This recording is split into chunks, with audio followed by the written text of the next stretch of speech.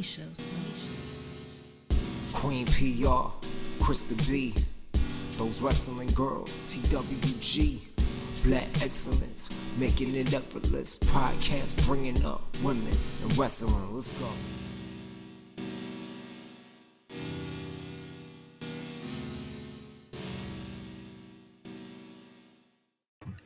Hey, what's up, everybody? What up? This is Wrestling Girls are officially back, okay? Yo, we've been on this streaming shit this week. Yeah, we've been streaming heavy lately. We are officially back, but this time we're not alone. Like, we're never alone, but this time we're really not alone. We are officially kicking off our Men in Wrestling podcast series. And we decided to, what better way to kick it off than with our friends all the way from the UK. Our London boys. We want to welcome Wresthings to the show. Thank you for wanting to be a part. Thank you for joining us today. I know we had to figure out time differences and things because right now it's 11 over here, but it's like 4 over there. So thank you for joining us today. How are you guys feeling? Make sure to go. I'm feeling good. Where 2 other members are on their way now. Yo! Oh, here we are. Literally have to run outside to get our boys Sam. But yeah, we're all good. Thanks for having us. It's been a long time coming, and obviously, you know, we made the trip out stateside to WrestleMania and all of that kind of stuff. So, yeah, it was good to kind of meet with all the kind of the black content creators in it, because in the UK, we're on. It's just us. That's the facts of the matter. It's just us. Wow, whereas in the US, there's a lot of people out there that look like us creating content. So it's good to kind of have these link ups. Well, I'm happy that you guys are able to, you know, join us, be a part of it. I'm so happy that we was able to meet you guys. I think I'm not sure which one you guys I met first, but I know Cam, shout out to Seahawk, he literally was just like, hey, can you record us real quick? And I was playing like his videographer for like the entire day. And I'm just like, I'm on the phone. Like, I'm on a meeting. Like, why am I playing your videographer? And then I heard the accents and I'm just like, oh my God, first of all, Cam knows everybody. I thought I knew. Right? Like, he knows everybody. Like, Cam is literally worldwide. Like, shout out to Cam. And then, you know, P had came up to me after, was like, oh my God, did you meet Wresthings? And I'm like, no. And she was like, you didn't? They're from the UK. I said, oh yeah, I met them. And it was just like instant, we got to have you guys on the show. We got to collaborate. We have to do something. So please, yeah, so do you right. For those who don't know names and faces, and we know we're missing like three or more. A lot of y'all. So please just introduce yourself so yeah. that the Yeah. There's like 7 of us, but we have like honorable guests as well. So honorable members, can I call it that? Yeah, honorable members. We've got a big family, basically. Yeah, very big family. We've got cousins, we've got aunties, uncles, they're all part of Wresthings. Yeah, main of us, there's 7 of us. So I'm Del Boy. I'm Anafi. And I'm Sam. And Mex as well. There, bottom screen. And we kind of like, I think when we first started off as like a mini podcast. Like, we wasn't really taking that seriously. So we were bi-weekly, so we're doing it every 2 weeks. As time went on, like a lot of like demand and interest kind of picked up, and people kind of like started to like realize what we're doing and saw the bigger picture and stuff. And yeah, we're weekly now, and we're doing more than podcasts now. We're doing shows, like, and we're doing little documentaries. We're doing stuff on the streets, talking to people on the streets. Like, there's plenty of stuff we're doing, and we're just trying to, like, you know, make wrestling cool again over here, because wrestling's lost that coolness. Everyone's all about other stuff like football. Football's a very big sport here, so you can come here. Soccer is a big sport. So it's okay. You can say that. I work at the Sun, so yeah. I'm around British people all day long. Sick. When they don't let me say soccer, they're like football. I can't do it. I wish I could. You got football, bro. Football. Yeah. So football's a very big sport here. A lot of people love football, so you can literally come to London and find does like thousands of football podcasts, and she like, well, are we the only people doing this? What, wrestling? What, doing it? Podcasting. Yeah. Podcast. As in. I mean people. I mean within our group, as in obviously Mex got podcast, Skillet's got podcast. Like, there's not really that much wrestling podcasts. Not black ones. It's mainly like the white ones, like the What Cultures, the Cultaholics, Wrestle Talks, Grapple, Inside the Ropes. Inside the Ropes. Yeah. So we weren't the first black, but I think in terms of like the ones getting their name out there and networking and I think we them ones. We the ones. I'm glad you brought that up, because that's one of the reasons why I wanted to bring you guys on, because I was curious to see what the wrestling was out there in London, and as far as representation, because when I got back into wrestling and YouTube channels, they were all like British white guys, and which was one of the reasons why I wanted to speak on, especially the women, from like our lens, so that it's like relatable and it's like, from where we came from, because me and Krista and I grew up watching wrestling, and we were fortunate enough to live in New York City, and there's a big black wrestling community that I didn't even know existed, and as you've met some of them in London, so I'm so curious just about the representation out there, kind of some of the reaction you guys have been getting from the community out there since you guys started. I would say it's a thing where we've all found ourselves through wrestling, literally. So, within Wresthings, we've got a lot of, creative guys. We've got business owners. We've got, musicians, videographers, graphic designers. But what has brought us together is wrestling. It's like you see another black wrestling fan, and you always remember that the Spider-Man meme of the two Spider-Mans pointing at each other, like that's it. That's my bro. Immediately, like, you've got something to connect over. So I think that's really what's kind of brought us together. We're still kind of on our own little pilgrimage to find more black wrestling fans and get them involved and with what we're doing. But we've built up a really nice community, especially those of us that live in and around London, in the UK.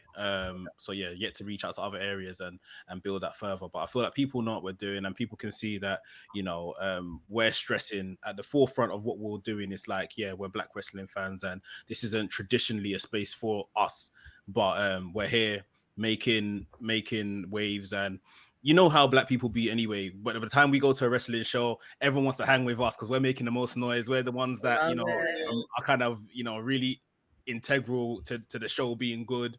We go to watch parties. That's been the case as well. People want to watch where we're watching the wrestling. So we're not to toot our own horn, but we're popping out here still, and there's still a lot more work to do. Hey, say it loud, bro. Say it loud, man. We're popping. One more time, please. No, step into your light. Like, y'all are filling a void. Y'all are fulfilling a niche out there. And I can relate to just like connections through wrestling. And it's wild because it's like I grew up watching wrestling like with my family, and who would have known that like it would be such a huge part of my life, and some of the people that I'm like the most special people in my life that I've met through wrestling, like, and I love that you brought up the Spider-Man meme, because like seeing someone like in the street, for example, with like a wrestling shirt, and it's just like, yeah, like, you just like it's like a inside club. That's what my dad would always say. It's like a inside club, and it's like, if you know, and it's like the dopest club you could be a part of. Right. It's like exclusive, but not exclusive. But it's like, y'all want to be us. Y'all want to be with us, and we're welcoming to it. We're very welcoming to it. There was a comment from Wrestling in Color podcast that it is very difficult to find Black lady wrestling podcasters specifically, and YouTube suppresses a lot of Black podcasters. When me and I first started those Wrestling Girls, we did our research, like we dug deep, and we didn't see two Black females talking about female wrestling, women's wrestling. It was only the two of us. Literally only the two of us, and this was in 2018. So to see the trajectory change within 5 years, to see like it's so much more of us now, and I can't really answer to the YouTube suppresses a lot of Black podcasters. I just feel like I feel like if you put the work out there, it's going to be seen. Like sometimes algorithms are messed up. Sometimes it really depends. Like when I came back from California, and I say this all the time, pre-California, my TikTok was not full of anything wrestling unless I went on those wrestling girls TikTok page.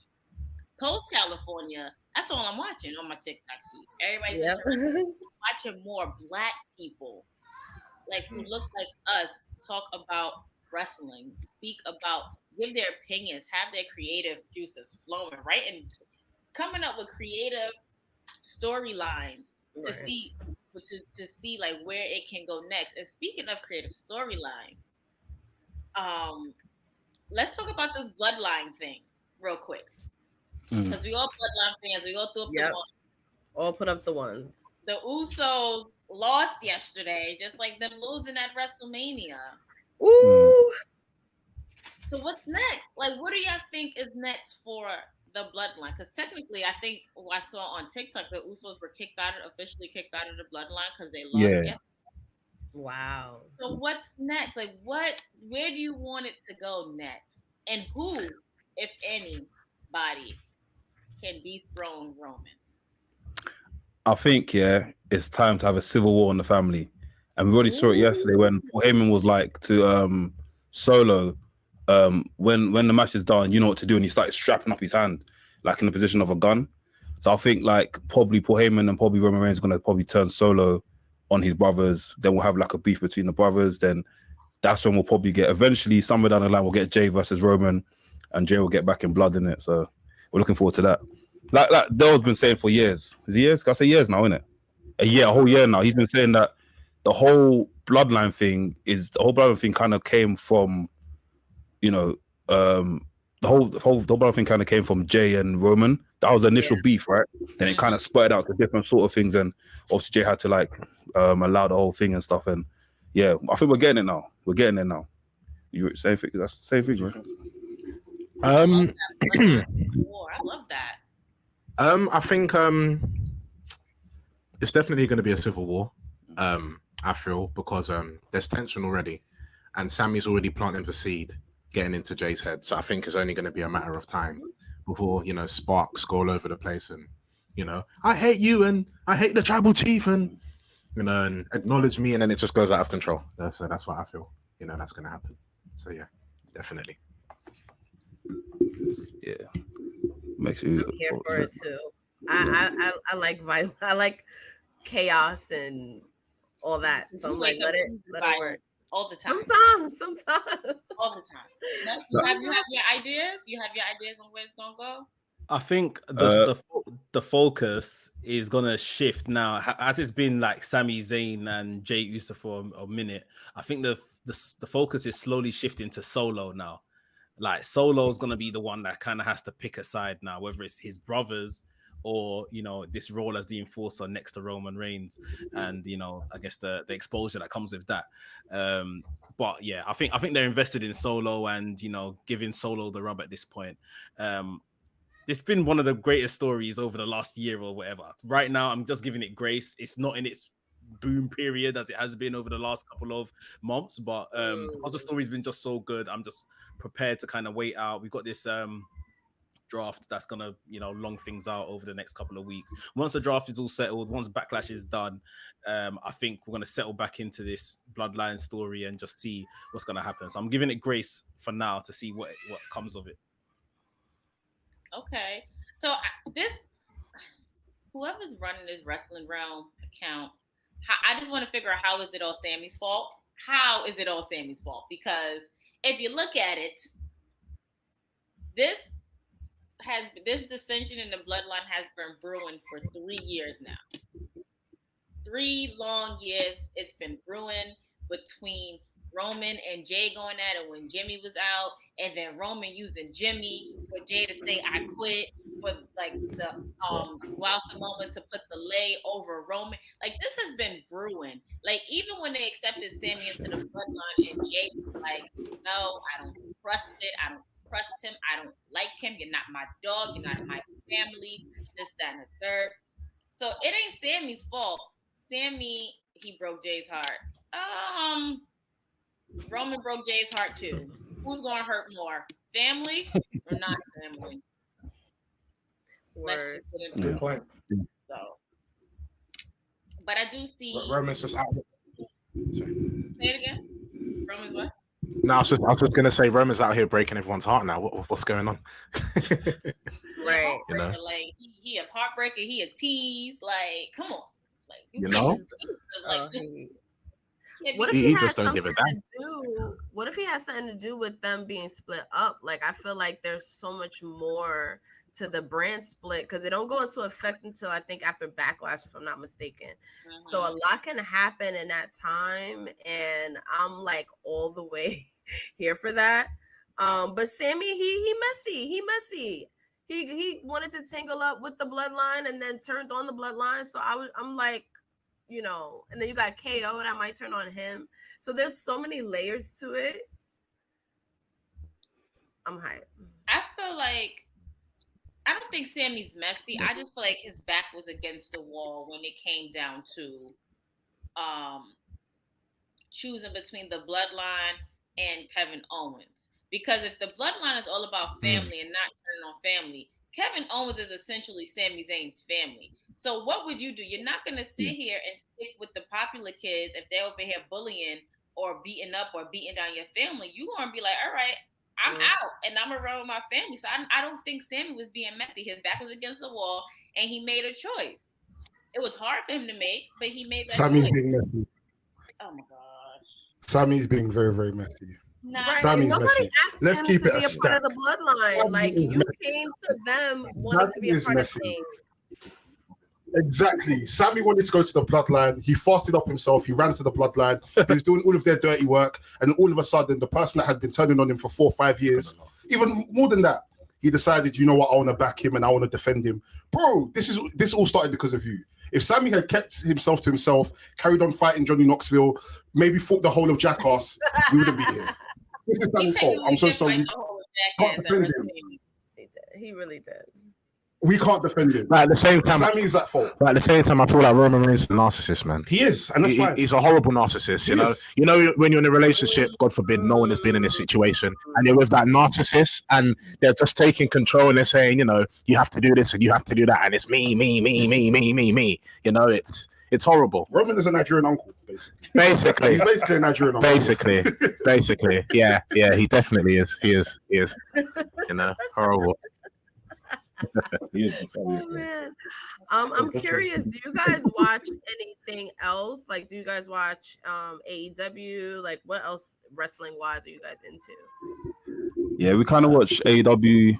I say kinda. We are. Actually, no, I'm gonna get to the kinda. Okay, the kinda was for something else. I think, yeah. AEW, I think we watch everything. We kind of watch everything. Like we're all is everything because in our chats and stuff, we always get recommended matches. So someone recommend a match from DDT, and we're like, oh cool, let's go check that out. Those that will check it out, and those that don't check it out. But I mean, watch it. Sometimes you end up watching a full show. This guy watched his first Wrestle Kingdom this year. Big up Sam. Sam, a couple years ago, would not watch. You watched the first Wrestle Kingdom, yeah? Well, everyone give round of applause. Love you, because you know it's a couple years ago, this guy would not watch anything but WWE. It's crazy. The E, all the time. The E, that was me. Yeah, you know, That's like just other rest still. Wow. When we got I know. started, people really were like kind of resentful towards us because we only watched WWE, and we like, well, that's what we grew up on. Calm it down. Right, they were like, "How are you those wrestling girls? You don't even watch all other females and all other stuff." I'm like, "Yo, y'all trying to fight now? Like, what are y'all doing?" Yeah, exactly. I kind of felt like that as well, and you know, the guys forced me into it. Oh, don't lie. Come on, man. Don't lie. You enjoyed it. You enjoyed it. No, I enjoyed it. It's This fine. guy's the biggest fan forever because he's the E. But when he watches other companies, he's like, oh, you know, this isn't that bad. I enjoyed that match. His first independent show like last week. And he enjoyed it. It's fine. Yeah. He'll come on the podcast and say, nah, fuck all of that. I only watch this wrestling. It's the best one. It's the only one I watch. But you've been watching it. I have nothing to say. But in terms of like wrestling things, like we all have like our individual stuff that we all enjoy. You know, some of us are more privy to like the AEWs and the Ring of Honors and the New Japans and the DTTs. And there's other people that are into like the independents, and then there's people that strictly watch WWE. But we try to just be as well-rounded as possible. Some more than others, but yeah. 100%. I think the one message we always try to spread on our channels is like, your father, your mother don't own none of these companies, so you ain't got to be loyal. You ain't got to be in the trenches fighting and defending these companies. Like, enjoy what you enjoy, like whatever wrestlers you like, follow them around the world wherever they may turn up. But the tribalism side of things, like, miss us with all of that. Yeah, we don't care, more or less. It's so stupid too, because there's so much wrestling, like especially when you get to like the regional level, the indie level, like there's so much more to it than WWE. But like, again, enjoy what you want to enjoy. I don't watch AEW on a regular basis, but I love that it exists. I love that there's competition. I love that there's another place where talent can go and make money, because like you said, and I learned like the last like 2 or 3 years, just with everything that happened with WWE, the layoffs and the pandemic and the other shady shit.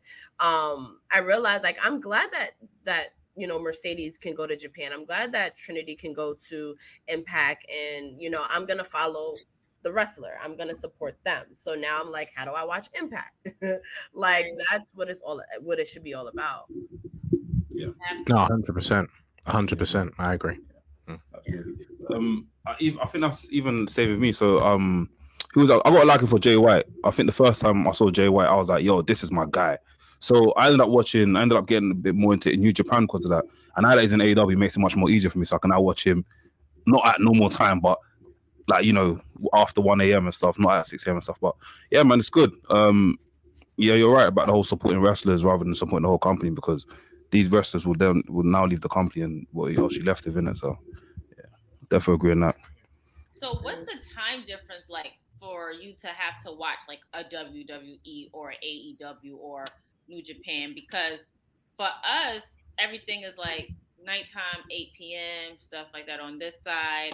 And then when it comes down to New Japan Pro, I think I set my alarm to 4 a.m. to see Mercedes Moné match or whatever. You guys, I would never do in life. So you guys are East Coast, so that's why it's 8 p.m., which I think is a decent time. Like even when we were in LA and we were watching Raw, that came on at like 4 o'clock in the afternoon, 5 o'clock in the afternoon, which felt hella early. But if we're watching the UK, like I watch in the morning, the first thing I do when I wake up, like because I ain't staying up for 3 hours of Raw, which is that's 1 a.m. I think it finishes at 3 a.m. or something like that. 4, so finishes at 4. So yeah, it starts at 1 a.m. AEW, Raw, SmackDown, whatever the case is. New Japan would start by like 7 a.m. I think, something like that. So that's much more. Yeah, that's much more doable if you're into that. But yeah, otherwise, you got to stay up past midnight to watch the show, and then if you got work the next day, then yeah, man. Yeah, I end up watching like the first hour. I always watch the first hour. So last night SmackDown was on. I watched the first hour of SmackDown and I go to sleep. So the next day I'll catch the rest. It's hard, man. Honestly, it's hard. Like it felt good watching WrestleMania on wrestling time. On time. When we were there, it felt so good. Like even the fact that we saw it live, like it felt good. We need that experience more, man. It was weird for us. That more. Like, so it was super early because we was on West Coast time. So it was just like usually if we're over here watching WrestleMania or at a WrestleMania event or whatever, like, all right, it's late, we're gonna go home. We got out, we was like, oh, it's still early, what we doing? Yeah, I appreciated that. I left the whole night to like you could actually do something maybe after. Yeah. So was that your first WrestleMania? Yeah, that was our first time going to Mania. First but not last. Yeah, but not last. We're going next year. We're going Philly. Y'all gonna be. We're gonna come to New York City. We're coming to New York and Philly, innit? So yeah, we'll be there. You guys got to take care of us. Yeah, please show us around. You know. Oh my God, we gotta take literally. We say that Philly is literally up the block because it's literally like a 2-hour drive to Philly from New York. That is okay. So y'all can definitely come. We're gonna definitely show y'all. We can show y'all New York. I can't really show you Philly because I'm not from there, but I've been there a couple of times. Yeah, we can definitely show you New York. Oh, 1,000%. Who but us, right? I know. But how did you guys get into wrestling? Are y'all like Attitude Era babies like Krista B and I?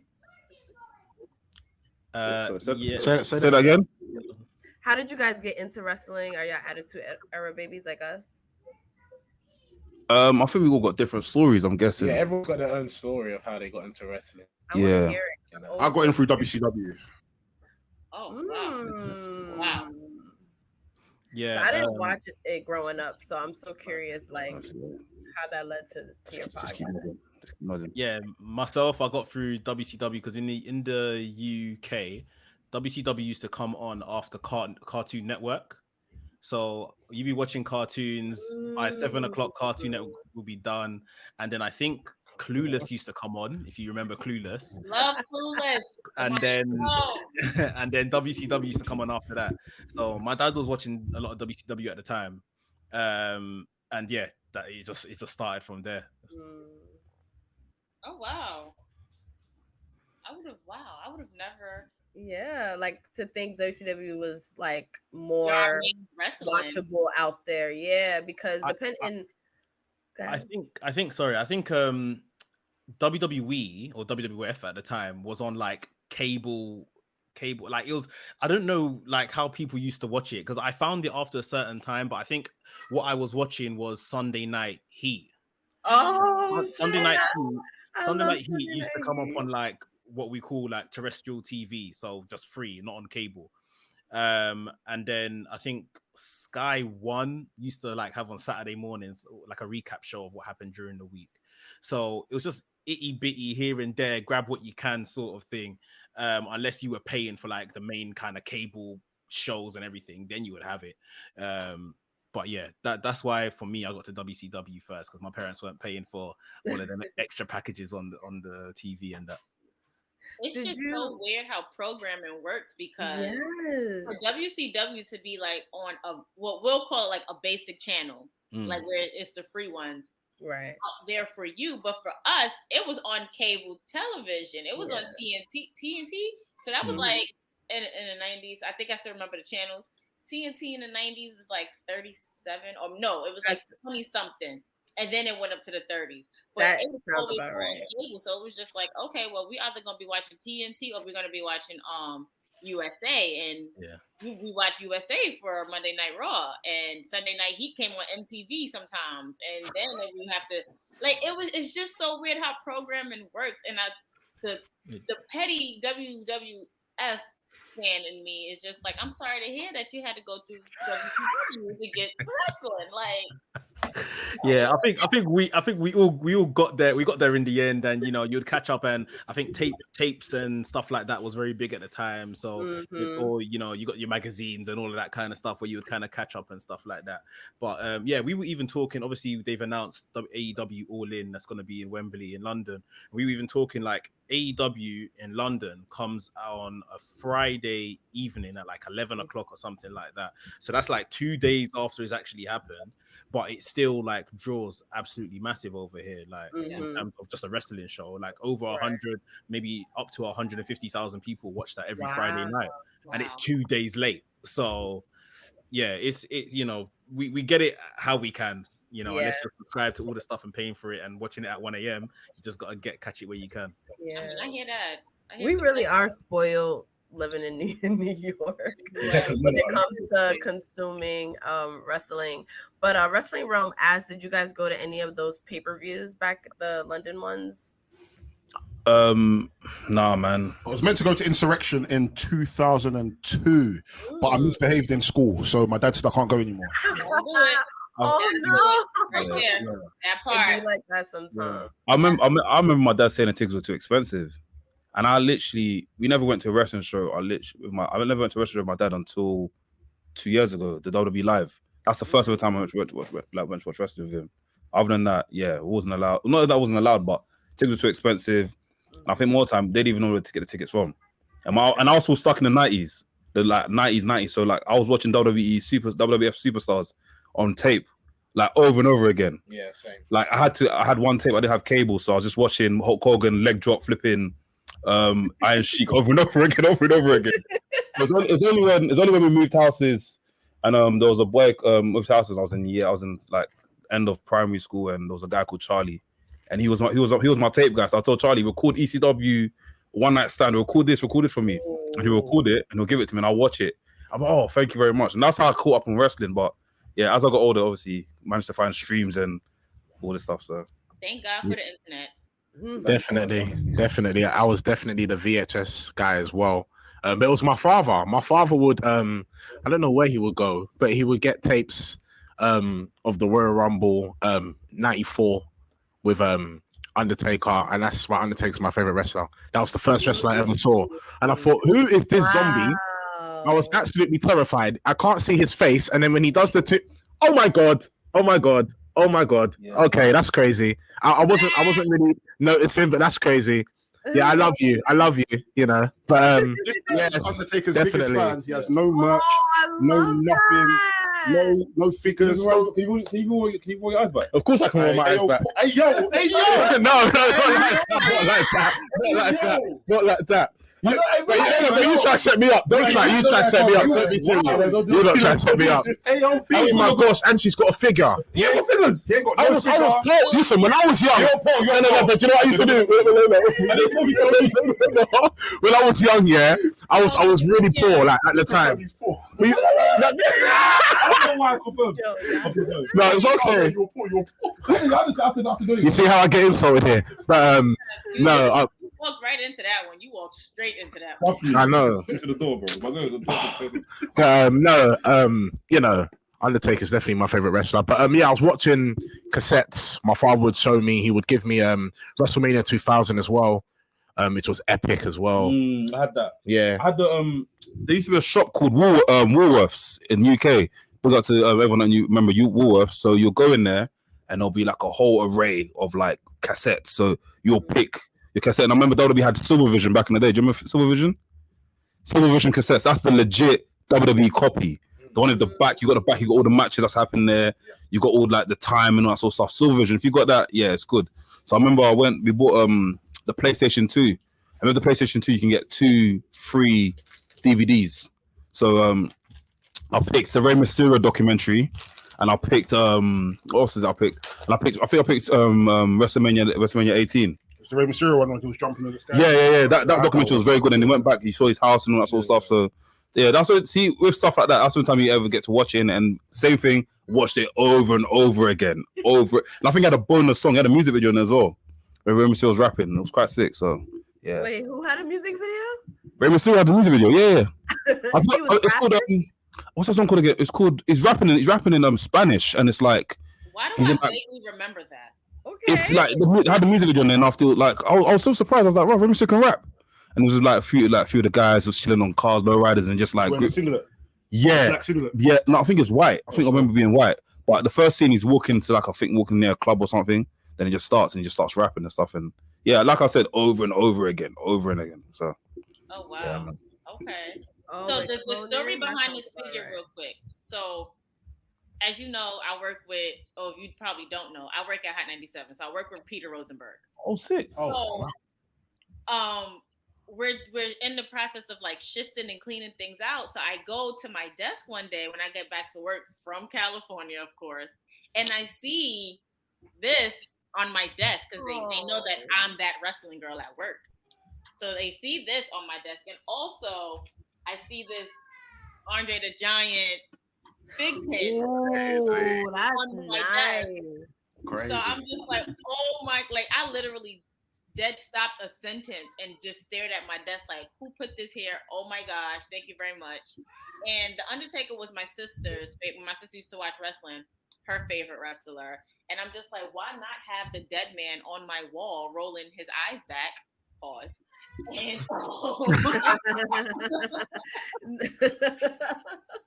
I'm gonna keep all my comments to myself. I mean, you have to because it's not TWG after dark yet. You have to. No. Or we gotta figure out Thirsty Thursday with you guys too. Oh, absolutely. That's the show that you guys drink, innit? Yeah. I've been watching that. I've been drinking. Oh, you be drinking? Okay, so y'all be up because we usually start at like 6 or 7, and that's probably like y'all ready in morning the next day.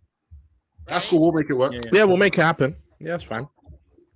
You know, what we can do when we decide to go to New York. Yeah. Oh my Live. God. Nah, we doing that. Well, we can try to get a studio for that or something. We have Yeah, to. we can sort that out. Ooh, let's definitely plan that. All right. That would be a You know, good Justin, idea. put it in the notes. Put it in the notes, Justin. Put it in the notes. Manifestation. He's our notes guy. He's our notes guy. No, that sounds so horrible to say. Now he's our notes guy. Yeah, everybody gotta have a guy. You gotta have a guy for everything. I don't like notes guy. I just feel like we gotta come. Everybody's gonna have titles because He's your producer. Thank you. He's a producer. Definitely brings the vibes. So, okay, so your favorite is The Undertaker. Who's the rest of y'all favorite of all time? Oh, bro, my one changed all the time. So I think from early, it's always been Bret Hart. Bret Hart's been my guy, man. I've always wanted to be the kid in the front where he puts the glasses on my head. But I'll tell you this though, everyone like that's cute, man. What the hell? I was in the front.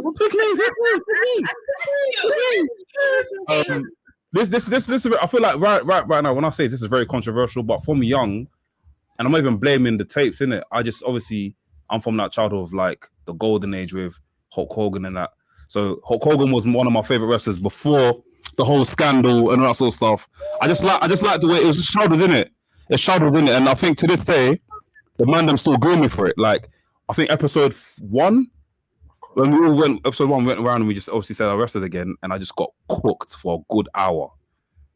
To this day, I'm still getting cooked, but yeah, that's gone. But yeah, the reason why you get the one behind the Wrestling Realm account, he can relate. Yo, I'm about to say, I feel like I'm talking to Brian. He has to deal with that as well. Like, you know, the reason why we got onto him is because he said the leg drop is an amazing.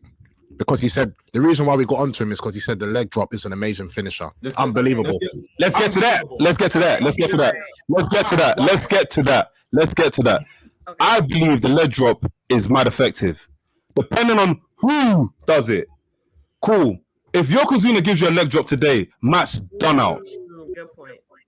Even the Houston Hangover, the flip one, there's different variations of a leg drop you can do that looks proper sick. So a leg drop can take you out. It can wind you, take you out. It's believable. You specifically said Hulk Hogan.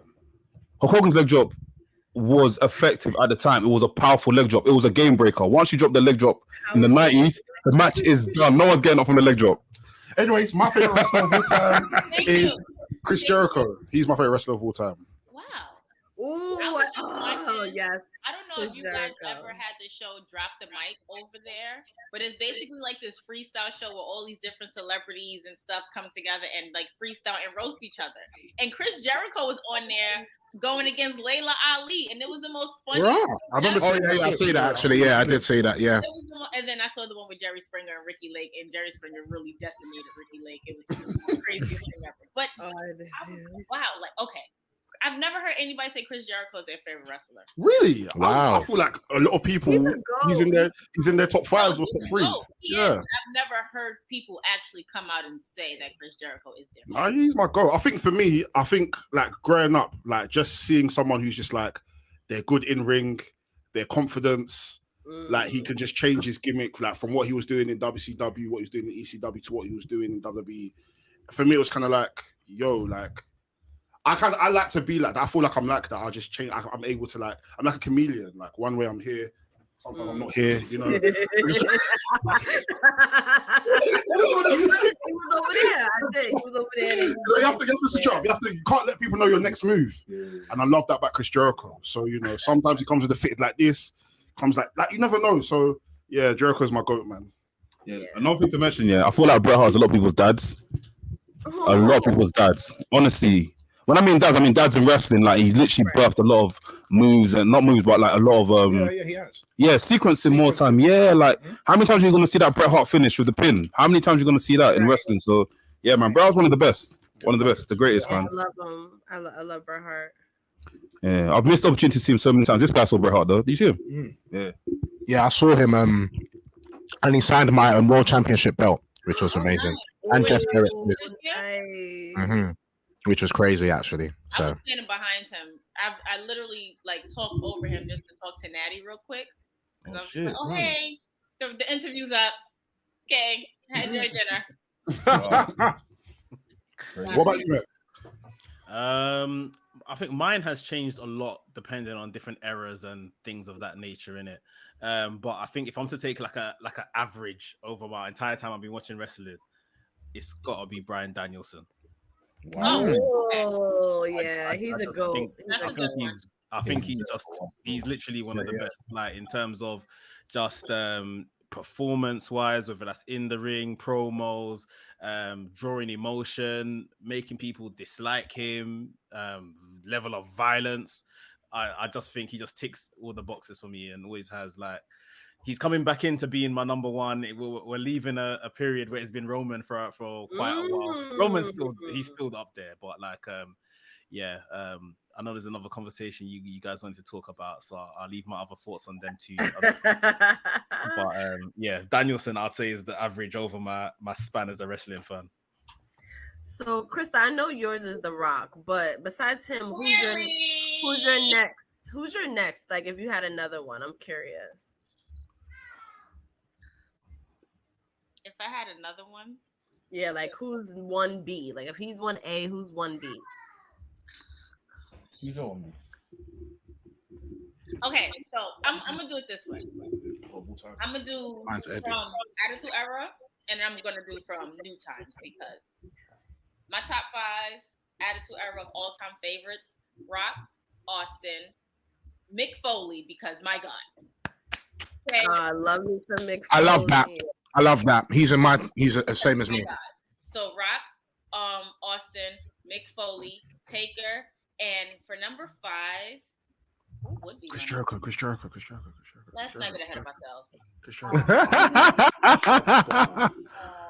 Who would be my number 5? I really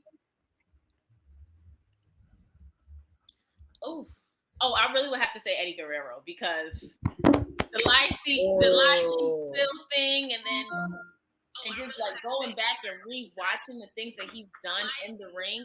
Yeah. Pure genius, pure comedic, pure everything. So yeah, those are my top 5. Attitude Era, Attitude Era. Now, of course, Tribal Chief, number 1. Okay, number 1. That's it. After that, after Tribal Chief, it definitely comes Bianca Belair, because that's my sis. Becky Lynch, because okay. So that's 3. 4 would be, if we really have to, I would have to really say Montez Ford. Okay, right. Like, although I love the Street Profits together, Montez just takes it. Okay. Yeah. Yesterday he'd be doing that frog splash. He'd be up there saying what up to Jesus to come right back down. Like, I feel like he goes higher and higher every time. That much height. Like, oh my gosh. And then can I ask you a question? Wait, hold on. Yes, go ahead. Do you have a crush on him? Do I have a crush on Montez Ford? I do think that he's very attractive, and this is something that I've told Bianca and him when they came to my job. Like, we told them energy. Yeah. But I said it very respectfully, though, because I'm just like, building that rapport and me knowing her, I'm never gonna sit here and be like, girl, y'all are very attractive. Y'all cute. You're a very attractive. Yeah. Like, every female that I've come across had that same reaction when they first saw Montez, which is, that's a man. Can I ask you a question? Yeah. Sure. I see you guys tweet about this reality TV show they've got. Is it out yet? No, they're filming it right now. You lot had me going crazy. I swear. I went on search on every single site. It's not. I couldn't find it. It's not. No, they're okay, so cool. Thank you for clarifying that. Filming it right now. Yeah. Cool. So, and my number 5 is Seth Rollins. Oh, great. Honorable mention. He's gonna end up in everybody's top 10. The honorable mention is Bad Bunny. Oh, Bad Bunny over Logan Paul. Absolutely. Oh. Absolutely. Oh, no, but that's agenda, man. A lot of people don't like Logan, so I see it. No, I like Logan Paul. I defend him to okay, fair enough. I go to bat for Logan Paul, but Bad Bunny, Royal Rumble, what was that, 2 years ago when he came out and surprised everybody? Like, he didn't have to show. I forgot about that. He didn't have to talk his shit. He literally came out and laid it all out in the ring, surprising everybody. Logan Paul, on the other hand, we know what he does. We know who he is. We know who his brother is. Like, we know they talk their shit and all other stuff. And yeah, he can back it up, but Bad Bunny didn't have to do that. He didn't have to do that. Shocked me. Bad Bunny shocked me. Everybody. So yeah, Bad Bunny honorable mention. There it is. Respect that. Yeah, I respect that. So I want to know from y'all, like, that moment, because I started watching wrestling really young, and it took me a little bit to like get into it because I was like 6 or 7 years old. But then it was like the storylines that really caught me and made me like, oh my god, I have to watch this every week. Like the stuff with like Stephanie McMahon and all of that. What's a match or a moment that you remember growing up where you were just like, okay, this is like the coolest shit in the world. Like, I'm all in. I think it's probably me and you probably agree on this one, yeah. Judgment Day 2000. This is another re-recorded. Big up Charlie again. He recorded it for me. Judgment 2000, yeah. The Iron Man match, Rock versus that whole pay-per-view in itself was amazing. Rock versus Triple H. Iron Man match. That match had everything. What got me, yeah, was obviously I didn't know Undertaker had the ministry and all that sort of stuff during them times, innit? So when Undertaker returned as the badass American badass, yeah, that's when I was like, yo, this shit is mad. I remember going back to school the next day. I was like, yo, Charlie, that's all sick. Charlie hasn't even watched it yet because his dad recorded it. So I kind of spoiled it for him. But it was, yeah, we were speaking about the whole day. Like, we were just, I was just losing my shit. I was like, yo, wrestling is so sick, man. Like, Undertaker's a human again, bro. I was losing my shit right there. Is that safe for you? Like I said, you know me, I've not really been a great fan of the badass, but I do appreciate that moment. I definitely do. I think what got it for me, I think it was WrestleMania 2000, that ladder match, you know? Oh, yeah. That the Hardy Boys, Edge and Christian, and the Dudley Boys. I think that was just... No, that was free on Channel 5. Yeah. Channel 4, sorry. Channel 4. It was unreal. You know, I'm seeing Jeff Hardy jumping from a ladder, you know, and the way JR screaming, he jumped from a 20-foot ladder! AJ Christian! I said, you know what? This is too much. I started jumping. So, yeah, that was amazing. Honestly, that made me really appreciate this art that we call professional wrestling, sports entertainment, whatever, you know? So, yeah, that's for me. For me, I don't know. I feel there's loads of matches, but I think one match that stuck out for me was triple threat match: Chris Benoit, Kurt Angle, and Chris Jericho for the IC and European Championship. That was at WrestleMania. WrestleMania? That was at WrestleMania. No, was it WrestleMania? Was it Backlash? That was at It was WrestleMania. for both titles. That was at WrestleMania. Kurt Angle was for both defending. titles. Yeah. And then also Chris Jericho and Chris Benoit versus The Rock and Stone Cold. Yeah, that was No. Triple H and Stone Cold for the tag team titles, where Triple H bust his leg. Yeah. Bust his leg. That's when Kurt still had hair, innit? Yeah. WrestleMania 2000.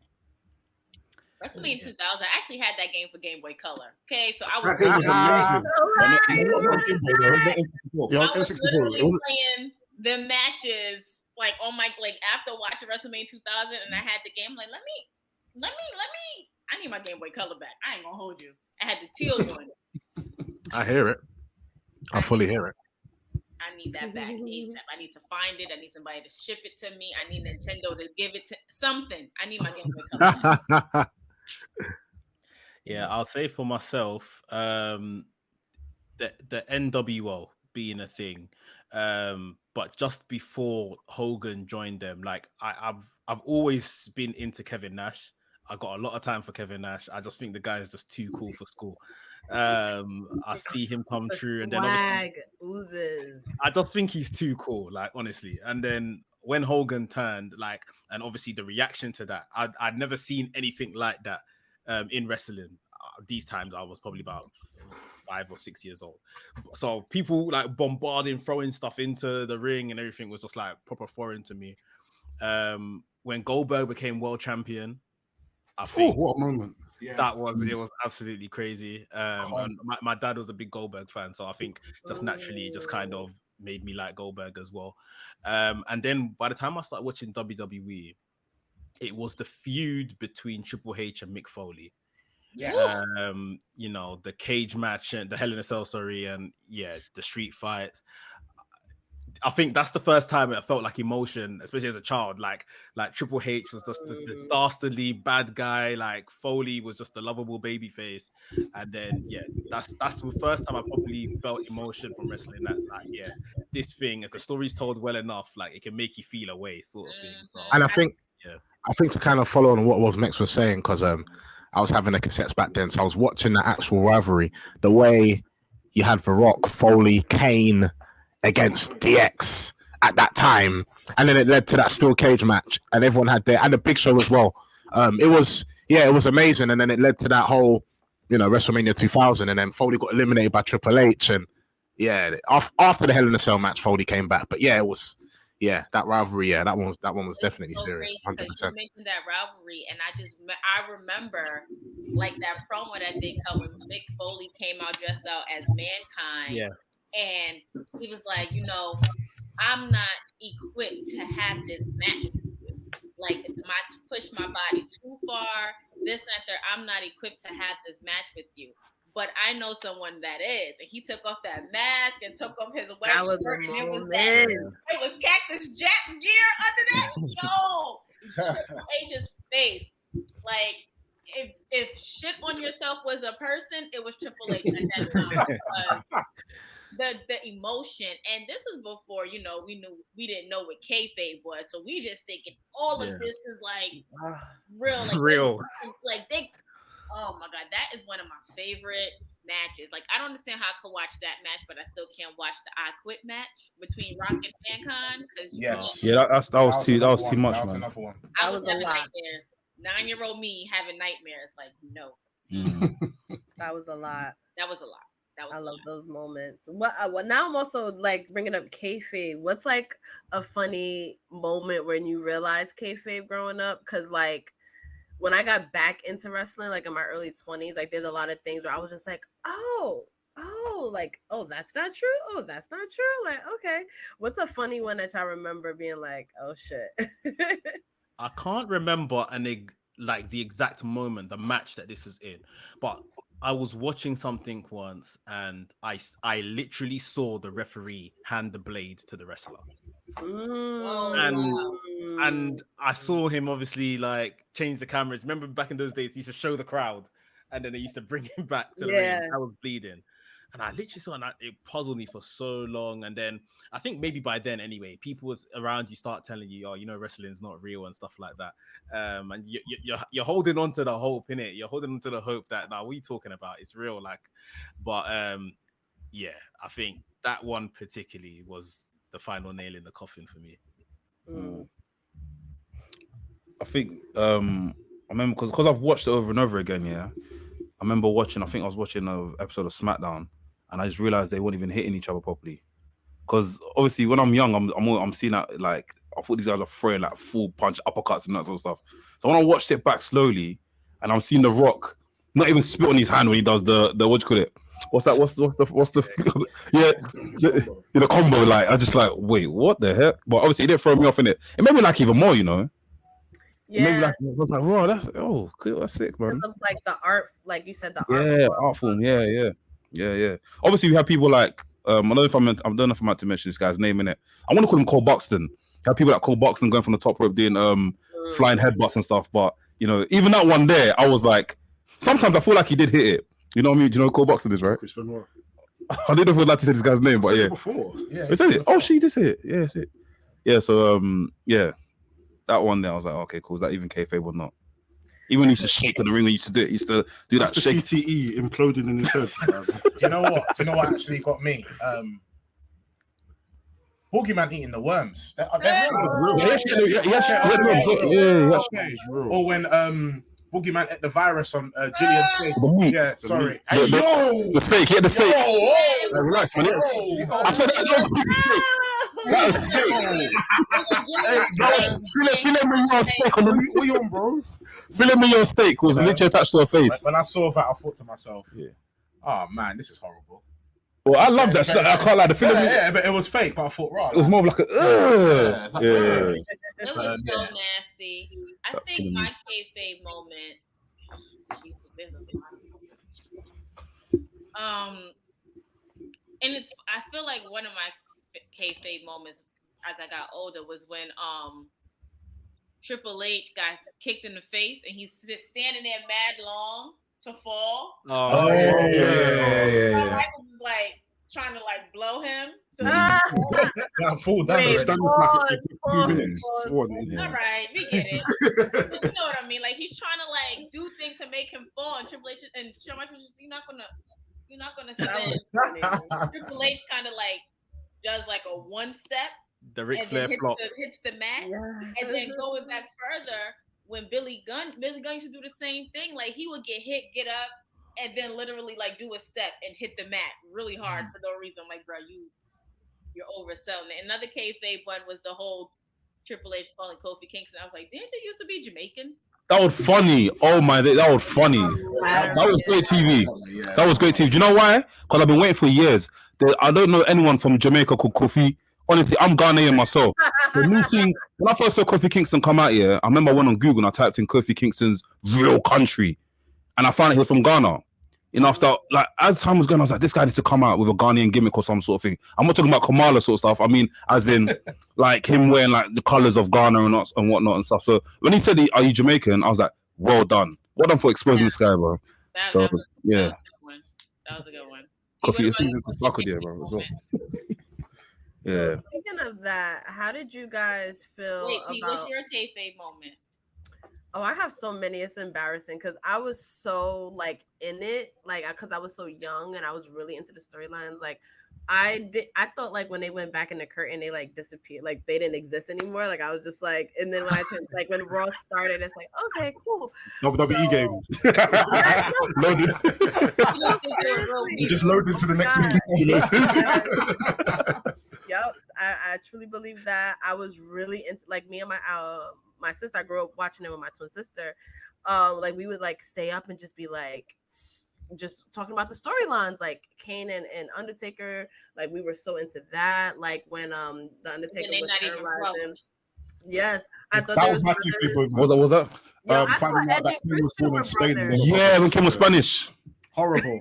Yeah, absolutely horrible. Yeah. Wait, who was Spanish? Kane was Spanish. Kane Spanish. Yeah, Spanish. That rhymes, you know. Kane was born in Spain. In real life? Yeah, in real life. His dad was in the army. Oh, yeah, he was born in... Okay, right. I'm like, gotcha. That was going to be it. That was a mind fuck real quick. Like, what? Okay, got it. I'm back.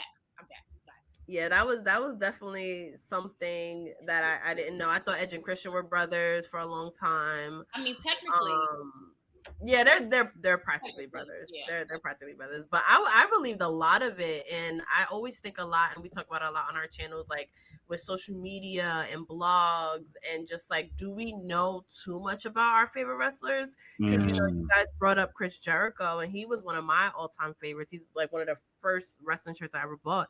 But I don't like a lot of, you know, things about his personal beliefs and his political beliefs and all that. It's like, damn, I wish I didn't need to know. Yeah. You know what I'm saying? Like, I wish, you know, I don't know, like the Undertaker as well. Like, it's hard for me to see him in like casual settings. Like, as crazy as that sounds, like I don't care to know who Mark Calloway is. Like, I want to believe that he's like a dead man somewhere. Like, you know what I mean? Like, that's the Undertaker I want to know. Facts. So, I you know, it goes like that for me. Yeah, no, it's a painful experience, actually. It really is. It's like, are you really my hero, or like, are you just this person who just dressed up to pretend to be my hero? Yeah. You know, like, this is why I love The Rock. He never changes. He stay golden. The Rock has changed. The Rock has changed a lot. The Rock has changed a lot. I think so. I mean, yeah, but you know who he is inside and out. Like, he's been very transparent. So it's not from like the get-go. On this facade. And then you go outside, he's someone completely different. Just like Stone Cold Steve Austin. You know who he was inside and outside. Right. But the one that we really didn't know who they were. We didn't know who Kane was. And then he ran for whatever position he got now, mayor or governor or whoever. And then, you know, he gave his opinions on women's reproductive rights. And it's just like, hold up. You a wrestler. Stay in a wrestler's place. Like Undertaker. For a long time, he used to go outside in his all black, his garb and stuff. So now you see him regular, and it's just like Undertaker wearing a green hoodie. Why are you wearing green? Yeah. Like, who said this was okay? Where's your all black? Yeah, yeah. Even seeing Undertaker talking for more than 2 minutes is a bit weird as well. Because you know Undertaker never used to speak that much. Obviously, when you cut promo, like he'll cut promo like a quick thing, like it won't be like a back and forth. But I see him on a podcast and saying, "Yeah, man, the locker room was it." It's weird. It's very weird. It's very weird. Like obviously, we're still getting used to. What was the phrase he kept saying? How about attending? How about attending Undertaker TED Talk? How about that? Which one to go? I wanted to go, man. Sure. I mean, oh yeah, your boy. Yeah. I mean, I was like, you're sure, but it was good. It was funny because Pete was like, "Lord, he got the Janet Jackson mic. He was ready. Nothing was gonna stop him. He was gonna move around. He was gonna. And that's what he did. He literally gave us a TED Talk. He gave us every outfit, the story, the seamstress, what stitch they used. He gave us everything. I can't lie. I would have lost my head. Respect. One thing about wrestlers, they've got amazing memory. I don't know how they remember everything. They remember the time, the date, the location, the venue. They remember every single spot for every single match they've done. Unbelievable. I remember in the 1980s in Oklahoma, in the Madison. I was like, bro, how do you remember this? I don't remember what I ate last week. Territories. Yeah. I used to work for Billy Bob. I'm like, bro, I don't even remember who I worked for 2 years ago. Like, I don't get it. Right. I don't know how it was 2 minutes ago. Like, what's happening? Make it make sense. But hey, they gotta remember just so they can remind us. Yeah. They all gotta be like Kevin Owens. Kevin Owens' memory is like an elephant. Yeah. He'll bring up a lot of things. He brings up a lot of things. So I need to have memory like Kevin Owens. Seriously. So should we get into what side they're on, like where they lean? Are you team Austin? In the great debate. Team Rock? This question here, yeah. Let me kick this off, right? As a child, and coming into WWF at the time, I was firmly Team Rock. Firmly, couldn't move. Like that's it. I should stop there, right? I think now as an adult, knowing what I know, seeing the entire business, watching things back, etc., etc. It was always Austin over Rock.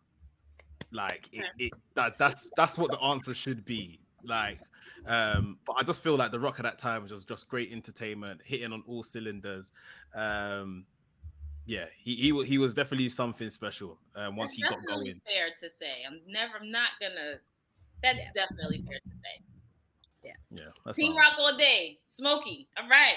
Yeah, definitely. I think for me, it's the Rock, man, over Austin all day, every day, and it's never gonna stop because he's the Rock. I don't rap, but you know what it is? I just feel the Rock's amazing, man. For me, when I watched him, he's in my top 5. Austin's not, so it's very simple for me. It's the Rock.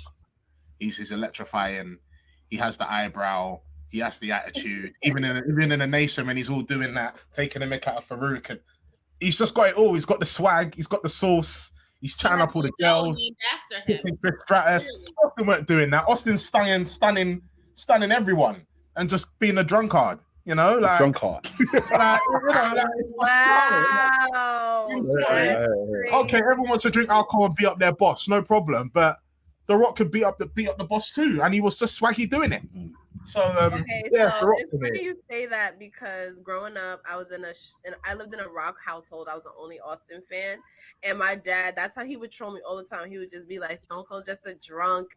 He's like, anytime he would be away, he was like, "Oh, he's probably in rehab or something," because he's just a hot mess. I'm like, oh my god, like, and The Rock is Hollywood. He's clean. He's smooth. I'm like, ugh. But I mean, you're right, but it's still like you can say. I respect it. Austin is a goat though. He is unbelievable, and he's definitely changed the business. For the Attitude Era for sure. Absolutely. But it's The Rock. He is The Rock. The Rock. Like Rock has his own show. It has a show named after him. Like I'm confused. If there was no Rock laying the SmackDown, we would have no SmackDown. No, I'm just saying, just throwing it out there. You know what it is? I'm thinking I'm saying with Max, man. Like when I was young, I used to love The Rock. Any wrestling, any Rock figure, I had it. Like I always wanted to be like, The Rock's biggest fan in it. But as I got older, I'm watching all the documentaries, seeing how Austin used to stroll to the ring, like his stories, like even the whole thing of him going to ECW and WCW, which I didn't really know until like say 10 years ago. Like it's all great. Like it's all great part of his story. So I end up liking Stone Cold Steve Austin even more, and just seeing the way he speaks on the mic, the whole what thing that from young really got me in it. So with him coming to the thing and saying what, because I saw it as more of like a thing where it's like people are just ad-libbing like he's some grime legend. Like we have in the UK we have a genre called grime, and someone will be like something, and again and everyone will say at the same time. So I kind of saw him as that, like a master of that, innit? So yeah, man, Stone Cold. I'm team Stone Cold, man. Smart. I'm a team Stone Cold. I can't lie to you. I don't know. I got into WWE, and I love The Rock. I thought he was corny at first, but as I started to watch him progressively, I used to think this guy's just stealing Booker T's flow. Oh, honestly, I just thought he was stealing Booker T's flow. There's definitely an element of that. And Booker T has said it himself. You know, The Rock has admitted it. So I've never heard this before. I started to appreciate The Rock maybe from like mid 2000s onwards. That's when I started to appreciate The Rock a bit more. But I mean, early on, I was always a Stone Cold guy, man. You see, okay, so you hear the glass break and bro, hell breaks. You know what I mean? Even the walking out to the ring and he just saying stuff. The Rock's theme song at first. Do you smell what? Not that one. Do you smell what The Rock is cooking? Yeah. That was a bit. But then when you heard, when it came, 2000s, yeah, it's cooking. Yeah, with The Rock. The Rock is too much. I'm sorry. I get it. You lot can spray your beer, but The Rock for me, you know, the raising, pie eating. Please. I was always all right. So I see. Okay. So I'm trying to. Okay. I guess. First of all, book. Yeah, speechless. Shit, because I don't like these, but always trying. You can't. I'm trying to word this in the not so Krista B way that I would normally do it. Krista B, I'm being so black, so do it. I think I might need to because what? Booker T can't even hold Dwayne The Rock Johnson jockstrap. Tell them again. In ring. Tell them again. Booker T's definitely a better wrestler than The Rock. Because I think in ring is a better. Booker T is a better wrestler than The Rock. Wait a minute. In 1,000,000%. In ring. Wait a minute. Listen, I'm talking about when it comes down to his swag or whatever, The Rock executes flawlessly. That's fine. We agree that. I don't agree. Yeah. There is no way that should ever have come across that crusty mouth of his to say that The Rock sat and not crusty mouth. Whatever. He looked like he got that spit on the side of his face. I don't care. Never. Supine, I know you're in here. Back me, bro. Nah. Said that The Rock even admitted to stealing his. Krista, I will send you the interview. I'll send you the video. But The Rock never came out of his face in public to say anything like that. So you can never, ever give both of them a mic, and we already know who winning. We already know who taking it. We already know who's gonna be effortlessly sliding through. I think moveset. I call it moveset. Yeah, as an in ring. Yeah, Booker T is amazing in ring. Like even he's got. I can't argue that because I'm not really. Like I've seen Booker T with the spinneroonie, and I've seen like he has one of the craziest. Let's go to WCW Booker T. The one that used to do spin, like it wasn't banging spinneroonie like it was like a taunt on WWE2K. We're talking about the one that's in the ring doing the madness. Like when I first saw Booker T in WCW, I think he was he part of it? It was the whole new gen with the whole new Vince Russo thing. So we saw more of him, and me seeing him doing stuff on the top rope, running around the ring, even the way he executes a move, and it's like the whole. What could I call that? I'm sorry, but it's a flair. The Rock has a flair. Man, actually, I know what you're saying, but I have to put it to bed. The Rock will actually slap you, spit in the air, and make another man fall over the ring. everyone was gassed over that moment, bro. Okay, but me and you can do that. Me and you can do that right now, and people still have the same reaction. It doesn't mean respect to you, bro. It doesn't mean the crowd's anything. not gonna get gassed by Del Boy doing the. Let's do a hustle. Let's do a hustle next week. We'll do a hustle next week. We'll do it. I can't sell a move though. You can. We'll be fine. I'll sell the move and you do it, and then you'll see the crowd go mad. Let's be honest with ourselves. Come on, man. I don't even think that The Rock was half the wrestler Booker T was. Like Booker T was a very good wrestler. I'm just talking about moveset and movement. Moveset. Moveset is amazing. No man, forget that Booker T because Booker T knows a bit of kickboxing. What does that mean? What's that mean? Okay, amazing. All right, cool. No problem. He can do it. All right. So this is how we gonna settle this. As this is going to pain me to my core right now.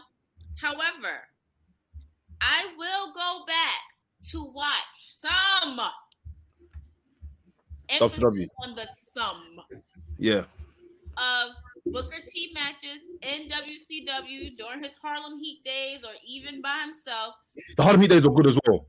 Very good. Him and Steve, yeah, good. I will be. Even as much against The Rock.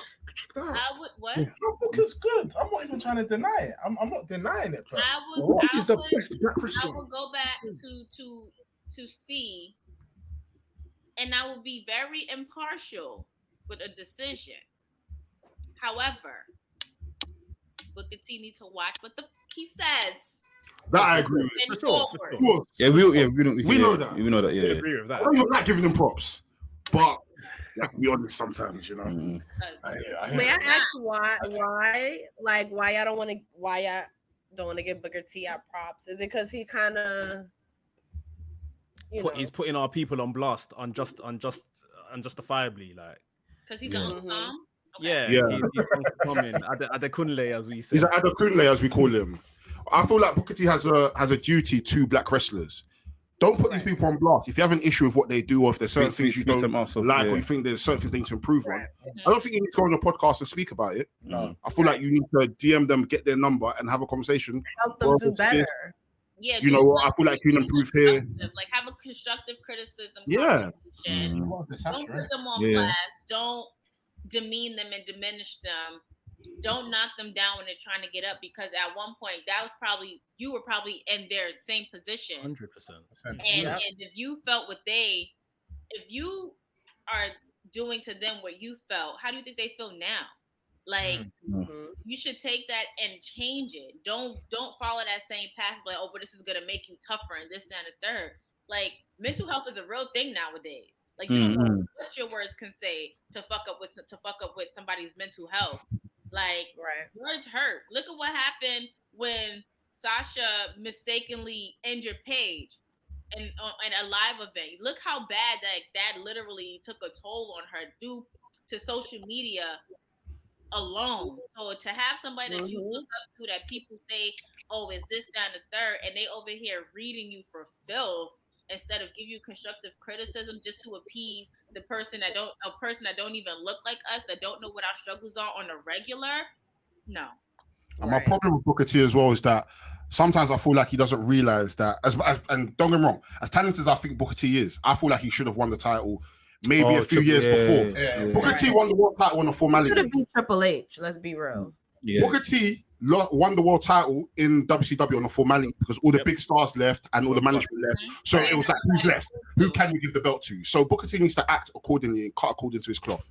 Yes, you're this amazing guy, but you got it way harder than a lot of wrestlers are getting it now, but you should still be able to lead the way and still be a good example to them, rather than go on your podcast and say, yeah, you're not that good. It's like, bro, come on, man, do a bit better than that. There's probably an element of Booker T protecting his position.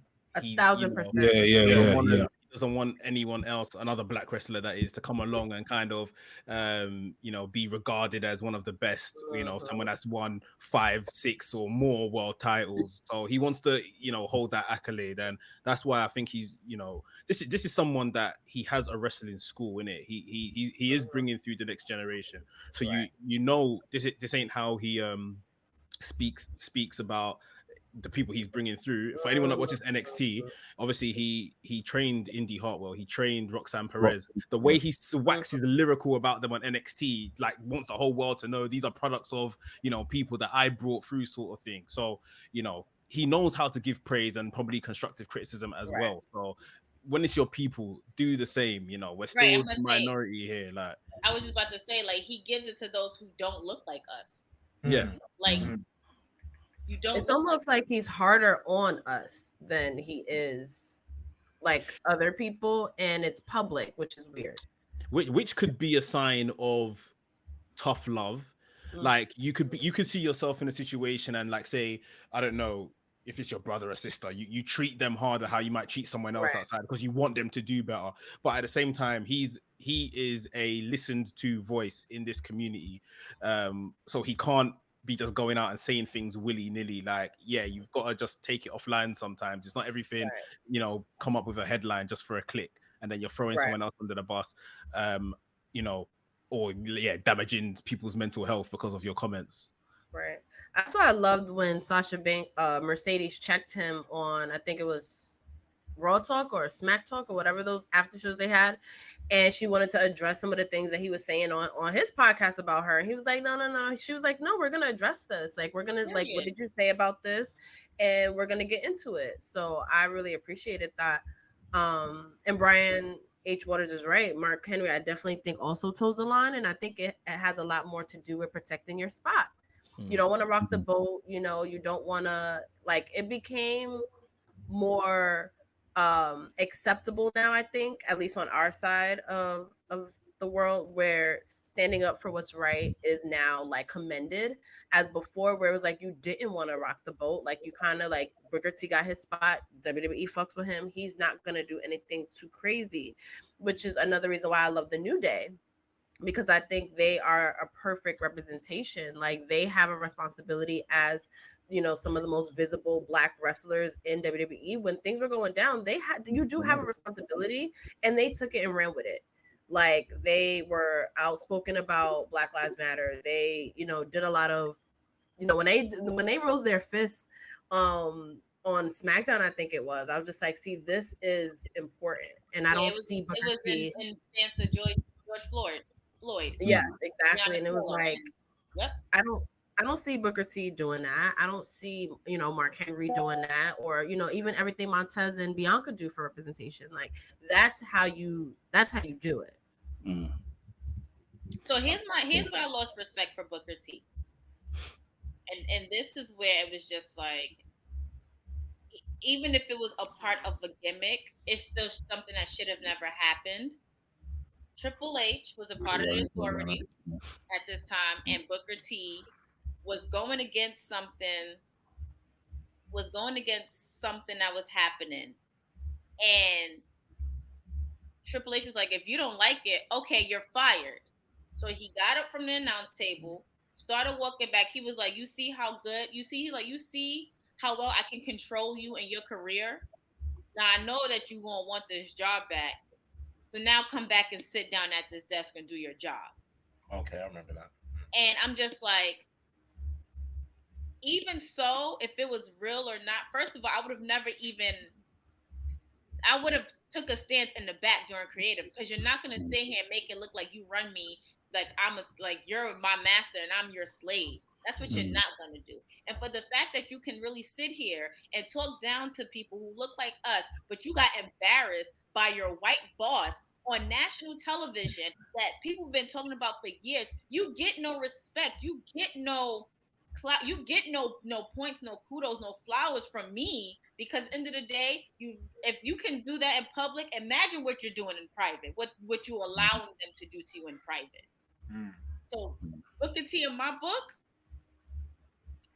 congratulations for all that you do and for those who support you, but this one right here could never. You a sucker. Yeah.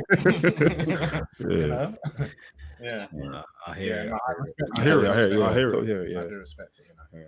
What was your reaction? And then we can lighten it up. But what was your reaction to like the lawsuits that recently went out of that Black writer that's suing for racism and all that kind of stuff? Did that surprise you guys? Did it, or were you guys like, we just need more people that look like us in the space? It didn't surprise me at all. The WWE have been doing this for time.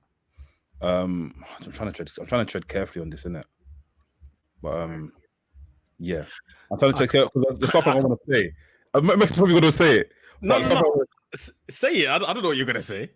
No, I think it's the same sentiment he said on the podcast the other day. Actually, no, that's fine. I'll leave it. My opinion, I haven't even I've seen the story come out. I need to read more into it. But 100%, we are not represented in the right places within the company, even if it's like, you know, a quote unquote tick box diversity hire. Like they were just not there. That's why so many of these miscommunications, whether it's the way women are treated in general, the way black people in the company are treated in general, because we're not upstairs writing these stories and in and around the boardroom and all that kind of stuff, you're always able to have the nonsense filtered out and come on TV if some of it makes it on TV. So yeah, it's right now. I just think, you know, whomsoever, everyone's just trying to do whatever they can to get Vince out of there. Like, you know, bringing up whatever happened in the past, all kinds of stories. Like, they're just trying to get him out, which, you know, is rightly so. But this particular stuff on the racism stuff, yeah, I need to kind of read a bit more into it just to understand a bit what happened. But yeah, I saw something about Bianca Belair not wanting to be portrayed as ghetto sort of thing. Right. Yeah, line that they kept trying to put on her script to make her say every week, and she was saying that she did not want to say the line because she didn't want to be portrayed as ghetto. So yeah, I do appreciate. Shout out to Brian for saying. Shout out to Bianca for standing up, because it's like, when will it stop? Like, there was a clip that just went viral that just Vince and Coach was in the ring and all the wrestlers around the ring, and Vince literally said verbatim, if you're not black, then leave. Yeah, black, then not leave. Caucasian. Yeah. What was this on TV or something? He shot it. So I think he said Sean Benjamin and MVP and Sean Benjamin walked out. And Mark Henry. His son. Yeah, his son. Yeah. Oh yeah, when he was looking for his son. Yeah. Mark Henry. They were like, yeah, so. And I get it's a part of the gimmick or whatever the case may be like that, but there's just certain ways you can word things to not make people feel they're less than.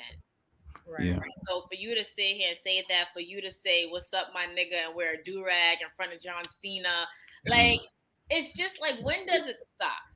And that's where, you know, around that time, I wasn't even watching wrestling because it's just so cringy. It's so embarrassing. And to be a fan of a product that you grew up watching, to see like the person that you thanked for bringing all of these superstars into your life and making them your heroes and stuff, turn around and throw some racist comments, epithets, and all of that out there like that and use it as a comedic thing. Most of your dollars are black. Like, we go hard. A lot of them. A lot of your dollars are black. Like, if we was to really sit and strike out and not put anything into this company, WWE, I don't think it would do much, but it would make a difference. It will make a difference. Like, you got to really be careful on what you do, especially because you're such a public and polarizing figure. Yeah. So I want to know from you guys, because you mentioned in the beginning of the show where you guys are kind of the only Black wrestling podcast that's really like making moves and stuff out there.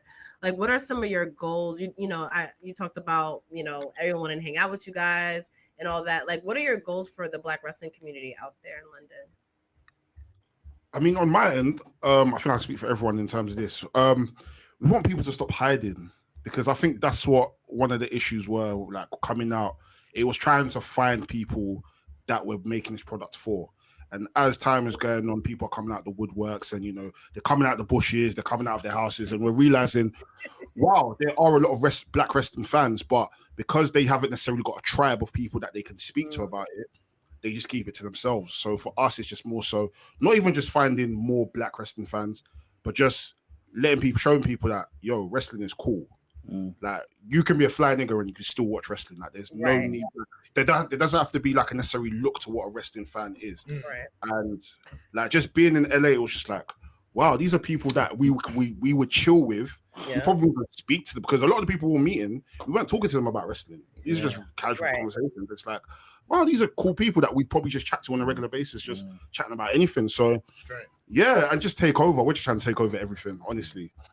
Love it. We're just trying to take over. We want to be the biggest, the best, the baddest, and the funniest. That's what it is. We just want wrestling to be cool. We want it to be fun because like as much as I enjoy a lot of the products out there, but a lot of them is just dirt sheets and reports and this person just signed a new contract. What do you think? No, let's have fun with this shit and let's give people something to enjoy and feel like, you know what, I don't understand wrestling, but you guys are funny and I enjoy the products. So I'm gonna keep coming back. And that's literally it. Hey, why's that pause though? I don't know. I really just in case. No. I appreciate you guys saying that because there's definitely to a lot of people this like preconceived judgment on like wrestling and in general, or like what the typical wrestling fan looks like. Like we're not all like fat white guys that like live in our mom's basement. You know what I mean? Like we don't all look that way. And that's one reason why I'm glad we like discovered Jobber Tears. I'm not sure if you guys are familiar with Jobber Tears, but they have done so much with cultivating the Black wrestling community here in New York and even in the South, North Carolina, all that. They do pay-per-view parties. So that's where I was even shocked to see how many like cool people like, you know, that like me, like that watch wrestling at like, and it's been like friends and family almost now. And we got connected through wrestling, but we talk about so many, you know, other things. So that's, you know, that's really important. And just like that reaction that you sometimes get, and then you realize, like, I love pointing out like how many YouTube subscribers WWE has compared to like other sports YouTube channels. Like I love bringing that up. I love bringing up how much money WrestleMania makes or brings into cities. Like don't underestimate, like even in LA, our Uber driver like made like basically said something to the effect where you're like, oh, I didn't think it would be like this for Mania, like the traffic and everything. And I was just like, do you not understand that hundreds of thousands of people come here from like 40 different countries just to do this? Like, you know, put some respect on that. People are leaving their home, wherever their home may be, right, to come to LA in this instance is past WrestleMania. They ain't even got WrestleMania tickets. They're just gonna stand outside the stadium and take it in. They're just gonna go to a bar and take it in and watch it. But it's the atmosphere. And to be fair, I'm nicking that one from you. The using the stats, the subscribers, and all of this kind of thing. Because they always say it on their shows, but now that you say it, I'm deep in it. You know, over all these other sports TV programs and stuff. Look what these guys are doing. Their numbers compared to, you know, anything else that you're watching. You can't condemn me for wanting to watch this. Like everything on TV is fake and doctored and you know, even the news. So you can't condemn me for watching this sort of thing because it's basically the same thing. It's a TV sitcom. Right. Yeah. Always say that wrestling is a soap opera with hitting. Yeah. Fact. And I feel like there's a blessing with wrestling as well. It's like there's always something to talk about. I remember when I first started wrestlings and initially I was gonna be like me, Dale, and one of my other friends, Nick, and was like, I thought it was gonna be a thing where we'll recap old stuff. And I think it was because of when we fought the first episode, and Dale started talking about this new stuff. And like, for example, like I think Kofi Kingston was about to become champion then, and I saw stuff. So we started talking about that, and that got me to watch wrestling even more. And I was just gonna come on this podcast and just talk about old shit. Like, let's talk about Survivor Series 2004. Yeah, well, initially, like the aim of the podcast initially was just to kind of like be nostalgia wars. So just and talk about memes and shit. SummerSlam 2002. And actually, there stuff. But it was like, I feel like you're capped on doing that kind of stuff. Like it's good as its own side project, like as part of the channel. But it's like the week to week stuff is and we're losing out on the amount of people that are watching it week to week. Do you know what I mean? So and it's like I feel like whenever we do something, there's always that people that don't even watch wrestling. For example, I've got a lot of friends that don't watch wrestling. They'll mention like, oh my days, you guys are doing big things. Like I think the first time when I went to NXT Performance Center, the WWE Performance Center in UK, and we put up online, and everyone's like, oh my gosh, you man are going to this, you man are doing that. So that kind of drew people in. And after even the whole WrestleMania thing, we haven't heard the end of it. People are still to this day saying, you man actually went to WrestleMania. This is a dream for us. You Like, guys look so lit out there. Want to you want to come next year. Like, Yeah. if you see the group chat right now, we've invited at least 20 more people in there. People want to come. Like, I'm saying next year there's gonna be a squadron coming to Philly. UK. Honestly. No, It looks like the Olympics. You see when you come out in the Olympics after everyone has their flag and they're walking through Manhattan with their flag. So the English people will come through, the Japanese people will come through, the Caribbeans will come. Bro, it needs to be something like that, man. Like it's nice. It's going to be the most craziest movie we are going to put together. Ooh. Yeah. For WrestleMania. Like Philly, like don't get me wrong, we loved going to LA, although it was cold.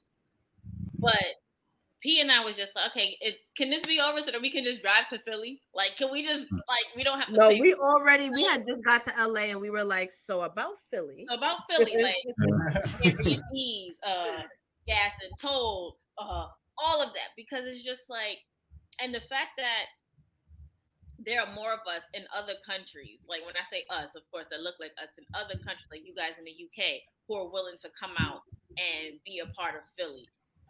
I'm pretty sure there's people who look like us, of course, from the Caribbean, who's going to come out and support or whatever. Like, this is just not, the Black community in wrestling is growing. Like, we're literally a small fraction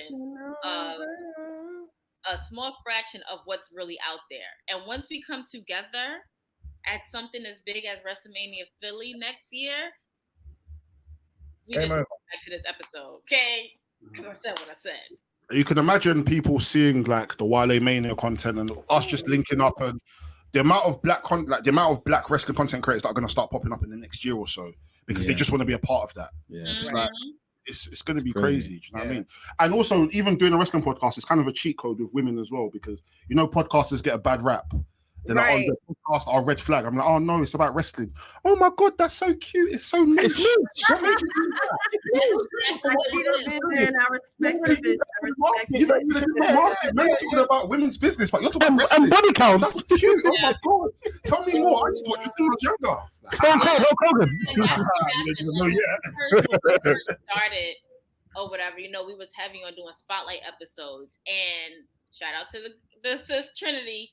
She listened to the entire episode and was like, she's like usually when I hear the podcast about me, they're always talking negatively about me or the women and stuff. But this podcast I came across, they literally were the nicest people to talk positively about me, see us women wrestlers in a new light, and this, that, and third. So it kind of broke, like, because of her, she helped us get followers and viewers and stuff too, because she listened to the very end, because a quote that I said that she retweeted was at the very end of the podcast.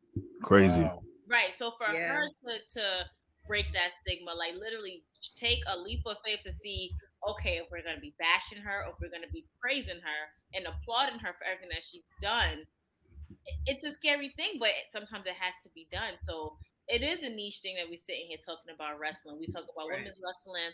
Y'all started off talking about old stuff and nostalgia, and now y'all just talking about everything under the sun. And for us to collab and do this today, huge. It's the most fun thing. Like US and UK link up part 1, because this is I see most. This part 2 because we saw each other. But we did. Part 1 streaming. Part 2.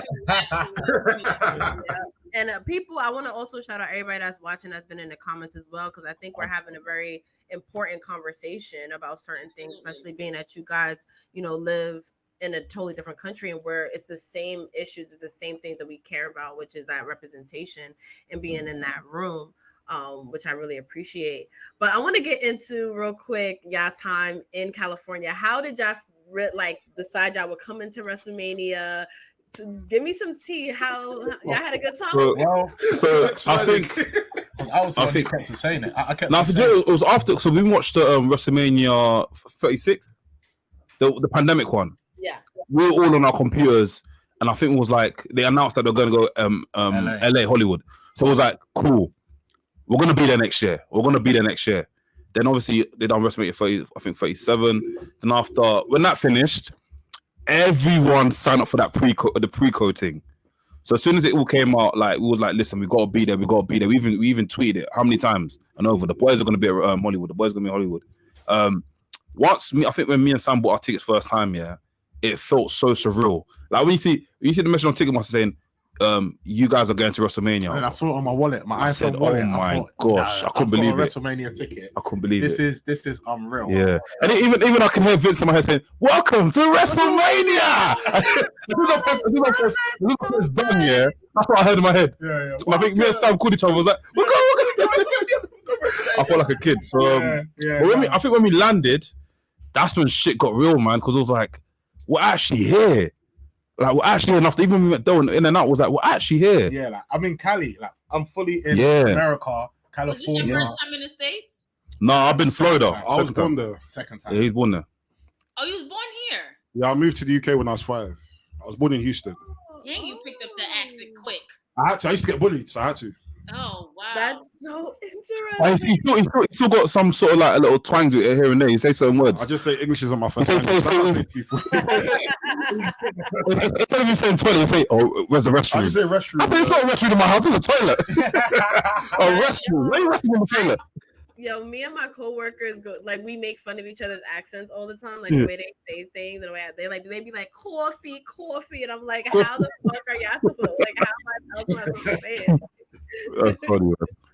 But you're technically a U.S. citizen and a UK citizen. Yeah, I've got 2 passports. You got dual citizenship. Yeah, Anywhere. Yeah. that's what I'm always there. You got a Nigerian passport yet? I had a Nigerian passport. It's expired. Yeah, same. I believe can't. It's long to get back. Yeah. I had to renew mine as well. But yeah, man, it was just a mad experience, man. Like I think even going to, I think the highlight for me was Wale Mania. I think Wale Mania set things off because when I was at Wale Mania, one guy from London spotted us and we didn't even know who he is, and he was like, "Oh my gosh, Wresthings are here! Oh my gosh, I can't believe it!" And I'm telling you guys, I was like, "Wait, what the fuck? What's happening here?" Yeah, that was surreal. That felt And after, It be those moments. It really be those moments. Like yeah, when we first launched, I think we only had like 2 episodes out, and we went to Jobbeteers, and some a girl walked up. Jen walked up to us and was like, "Oh my gosh, I'm a fan of those wrestling girls." We like, we only got 2 episodes out. What do you think of a day? Like? Even like when we bumped into Jen, Sir Wilkins. Yeah. Bumped into them. They're like Wresthings guys. I'm like, oh shit. Yeah, it's crazy. Oh wow. I feel like we have to talk about actually even more, bro. Yeah, what's going on? Those are the humbling moments. Like, for it to happen to you and you're like in the UK and for people to notice you guys, I love that for y'all. And Wale Mania do kick things off. Yeah. Even when we bumped into Cam won't tell you we. Okay, this happened. Cam won't tell you. Let's tell the original story when we bumped into Cam. So Cam was walking in and out the backstage thing. The backstage, you know what, the VIP. Mm-hmm. So I must have went, wait, I thought that's that guy Seahawk from Twitter. And after I think we looked, it's like, yeah, it's him. So he walked past us again, yeah. I grabbed him like this. I was like, what are you saying, brother? You right? He was, English niggas. Oh my God, you're the English niggas. I'm sorry. It was like, yeah, after he's like, yeah, man, like it's all blessed, man, it's all love, man. So I was like, no, it was never like that, man. It was all blessed, man. It was all joking. Yeah. So that was a good moment as well, because me and Cam really, you know, he connects us with a lot of people. Connects us with, we made, if it wasn't for Cam, we wouldn't have come to the Black Press Up. Mm-hmm. That was great. That was great. Like a lot of, like everyone was there. Everyone that I see on Twitter on a daily basis, which is part of Black content creation or journalism, whatever, was there. And it felt like I was in Madame Tussauds. I didn't know where to look. I was doing this. Oh, I love it. I was doing this. Like, he's literally a great person to know, a great connection to have. Absolutely. Like, although I kind of gave him hell at Wale Mania, but it wasn't directed towards him. Keep doing it. Keep doing it. It wasn't directed towards him. A lady who was not granted permission, she grabbed and touched my hair before we got to Wale Mania. Right. And I was just like, and now you got a white man telling me that talking to me crazy about my wristband. Like, this is what I'm not going to do. So it kind of just came off on Cam, but it was never directed towards him. Love him to death. He's definitely a good person. Cam is blessed. He's one of the he's like very good guy, man. Very good guy. It was California was it felt surreal. I think for me, it was just like, yeah, I'm just a guy from London, you know, just coming in here and, do you know what I mean? Even with my guys and doing rest things, I just feel to myself like, what the hell? Like even yesterday, I think it was a couple of days ago, we're chilling and a guy spotted us and was like, rest things, yeah. Anafi, Del, Sam. I'm thinking, oh, Sam. Oh, shit. Yeah, you know me. Oh, That's okay. me. Yeah, that's me. Shit. It feels like I'm just a normal guy that just talks about wrestling, bro. That's just me. I don't really. I think it validated all the work we've been doing as well, because it's like we've been working towards, you know, being here. You know, like a lot of people say, like, oh, you guys are WrestleMania. It's like we're actually here. We're connecting with people. We're meeting people that are fans of us and we're fans of them, and just networking. It's just like, it just makes you a bit more hungry, because it's like you want to be here next year and you want to continue doing this, and you just want to make it happen, and you want to make it happen with everybody you're connecting with. So it's like, yeah. Even when we was there, yeah, I remember I was looking backstage and I was seeing the faces that are going backstage, because the door will open every now and then, and you'll see RVD, you'll see Shelton Benjamin, you'll see Wrestle talking there, you'll see not Wrestle, What Culture in there. And I remember all of us looking at each other like, next year we're gonna go backstage. We're going there. We have to go backstage. We have to go, because me and Amelia have been following each other for time, like from early. And like when I saw him again, I was like, Amelia, do you remember me? He goes, nah, who? And I was like, I showed him up, and he goes, oh shit, you guys didn't tell me we're here. I was like, yeah, cool. Next year, I'll tell you that I'm here. We can do something together, man. So next year, I've got to be backstage for sure. We got to all be backstage for sure. We will, man. We will. Yeah. Absolutely. I love the resurgence.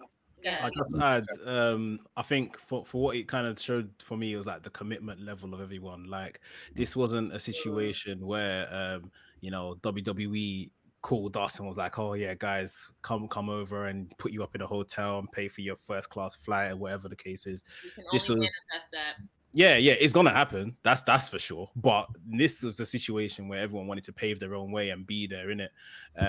And I think for me, with us four that went, I had some friends and my brother that came as well that aren't wrestling fans, like at all. Like, I mean, obviously everyone must have watched in their childhood at some point, but other than that, they came to support myself and what we were doing. We've had a couple of events in London as well, and they've come to those as well, just as a means of support, because they don't know nothing about wrestling. And two, they thought, as we all probably did, that The Rock was going to show up, or The Rock was going to have that match against Roman. So they thought, of course, this The Rock, let's come through to LA. But yeah, it's just everyone just being so committed and just showing support for one another, to kind of make that journey and get there. And then obviously, like Del said, the work we were doing out there, it was hardly a holiday. If I'm 100, if I'm keeping it a stack for real, we should have stayed there for longer and actually enjoyed it. Enjoyed LA, because we were literally working. We would go out after wrestling shows, we would go out, places closed. 4 a.m, bro. 4 o'clock we get home, we're editing. And then we'll edit some in the night, we'll go to sleep, we'll wake up, we'll finish the edit, we'll put it out, so that by the time we've got it out, it was 6 p.m. in London, people have got it, just as they're coming back from work. So it was literally all work. Even us now saying we're going to Philly, I'm thinking, boy, we're going to Philly for WrestleMania, but we have to pull up in New York for a week after Philly. You have to. You gotta come to Legends. It's not just about the work. We have to actually enjoy these moments as well where we're going. So yeah, it was cool though. Absolutely. Well, we just want to say thank you guys for joining. No, thank you, man. Thank you. You guys have been awesome, man. Honestly. This has to be an ongoing. This is going to be a reoccurring thing. Like, let's do it. Yeah, let's do it. Some more those shows or challenges. I don't know what content. Yeah. Let's do it. I like your personalities, and I think it's going to bring the best. Oh, same here. I feel like this is a good vibe right here. A good thing. Like, I think Justin, put it in the notes. Justin, put it in the notes. So it's funny because real quick, like how we started Thirsty Thursday, we did something like this with another all-woman wrestling podcast called Face Beat Heels High, and the vibes were there, and that's how we started the Thirsty Thursday, because we was like, wait, we want to do this more often. Like, how can we do this? So monthly, like, I don't know. I feel we're gonna have to figure it out. We're gonna feel something brewing here. Yeah, we're gonna brainstorm. Maybe we'll exchange numbers. Wait, nobody has an Android, right? No. Oh, so yeah, let's get that group chat popping. Okay. But yes, please let everybody know where they can find you at individually. you know, as a group. When y'all episodes come out, just let everybody know everything, and y'all make sure y'all follow and subscribe to everything. Y'all better follow Wresthings. Next, go on. Oh, it's Wresthings everywhere. So Wresthings on Twitter, Instagram, YouTube. The weekly podcast comes out on a Friday. You can catch that on your Spotify's, your Apple Podcast, all of them places. And then throughout the week, there's always content dropping on the YouTube. Like we mentioned at the top of the show, we just got other kind of challenges, other kind of videos and everything. Just delivering all the stuff that, you know, people like in their wrestling media, whether it's lists, debates, arguments. It's all on the channel, just in different, unique, brand new ways. Shot and created by the guys you see here. Like, there's no production company or anything in. I know it looks good. It's us that's doing it. That's what we gotta get straight here. That's what we gotta get straight. All the production, graphics, video, whatever. Music. Bring this thing here. Bring this thing here. With the camera. This camera here. It's all come from this camera. This one camera. We shoot our stuff on this. Put money into this. We bought this camera, and that's what we shoot. And like, we've always been about quality. We do everything in house, honestly. So there's no money behind us. There's no Sky Sports News behind us. There's no BT Sport behind us. This is all from our own pockets and our brain, and from God. So yeah, man. God is good, man. No, we're definitely gonna do this at least, every 3 or 4 months. Why not? Yeah. I think that would be really, really cool. We could touch base. I wanna keep up with your progress out there. I used to be a community organizer, so like blending that with the wrestling community, and I'm really inspired by what you guys are doing out there in London, because it is very important to not just we should make a group chat. Let's make a group chat, man. Make a group chat. Absolutely, this is important. And like, Krista brought up Black Dollars, like they're out there, and I think WWE is slowly recognizing that. You know, the past is the past, but I feel like they're recognizing that. You know, Krista B and I being the only Black women in the press room, like we're trying to change that. We want we want to see our peers grow, including you guys, and we taking over. Like, I just had a brain blast. Go on. Justin, put it in the notes. Justin, you've got work to do. Justin needs his own podcast. Trust me. We doing this at least every 3 to 4 months. So around sometime next year after Mania and that little, I feel a TWG London takeover. Oh, well, okay. Let's do it. I see a lot of parties in our future too. So I don't know if you guys know, but Krista B and I have parties. We know about parties. Mexico told them. We know what. Yeah. So when we're over there, if you lot plan a party for when we're over, we'll be there. Like, now we're doing it. You guys come over. We can get you cracking with a party. 100%. We're doing it, and that's one reason. I'm sorry to interrupt you guys, but like we started throwing parties because we wanted to change that stereotype that like wrestling fans are like these like introvert like hermits that don't do anything, and it's like no, we have the girls, we have the sexy girls that like wrestling. We got it all. Like, y'all gotta come to our. We gonna have this. We gonna link. Yeah, man, I'll be there, man. Let's do it. Yeah. He said, I'll be there. He's gonna leave us. He's gonna leave us. Forgot about the guys. They just said, I'll be there. I said, I'll be there. Hey, you man, I'll see you later. Ignore these. How immature. Thank you guys again for joining us. As you know, you can follow those wrestling girls everywhere. Please, guys, follow them now. Follow them now. If you're follow them now, honestly. Subscribe to our Twitch. We are officially Twitch affiliates, so please subscribe to our Twitch. Please. Make sure you follow them. Do that now. Please subscribe to our Patreon. Please make sure you follow us on all social media platforms. We are streaming on Twitch almost every day now. Shit. Work. Literally, we was on Twitch every day this week except for probably Monday. Yeah. Wow. We were on and Twitch. We'll be back on Monday for our draft party. For our draft party part 2. Definitely. So this is the commitment I'm talking about. We have a sound off coming out on Tuesday. Christina and I just did a recent sound off that we did yesterday, and it's coming out on Tuesday on our Patreon channel. So please make sure you subscribe, follow us. You can follow me on Instagram at love that _Krista B. underscore. That's MS underscore KRISTAB underscore, and the same on Twitter, MS underscore KRISTAB.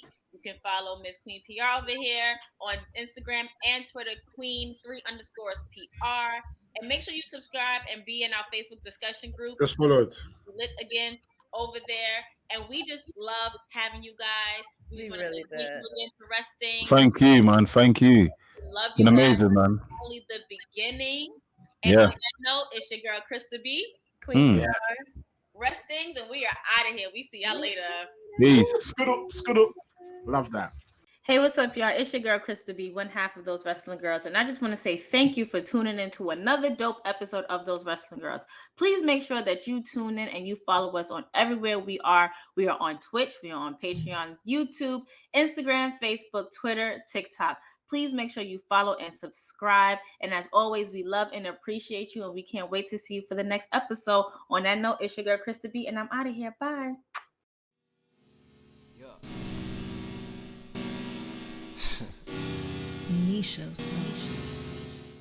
Queen PR, Krista B, those wrestling girls, TWG, Black Excellence, making it effortless, podcast bringing up women in wrestling. Let's go.